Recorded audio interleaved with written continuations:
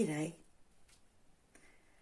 Well, today it is Australia Day in my homeland, and I'm going to give you a brief history of how we got to Australia Day being on the 26th of January. So 65,000 years of continuous human existence in a perfect symbiosis between human beings and the planet, and then the English landed.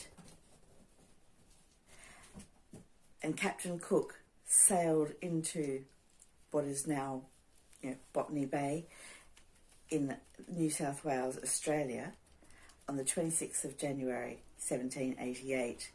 That's why it's known as Invasion Day. The English promptly began a campaign of genocide based on the lie of terra nullius, which basically translated means there are no inhabitants of this country, so we can take it in the name of the king or queen and country, i.e. England, or for their empire, in order to defend their territory and trade routes against other European colonial powers. That's why it's utterly offensive that the national holiday is still celebrated on the 26th of January. It is offensive to everyone who is not of English stock. It is particularly offensive towards all of the Indigenous brothers and sisters who live in Australia still. And a better date would be the 30th of November, because on the 30th of November 1853, all the diggers on the goldfield in Victoria swore allegiance to the Southern Cross flag against the sovereign rule of England, and decided that they were Australian now and they weren't going to take any more guff from the colonial Watsits.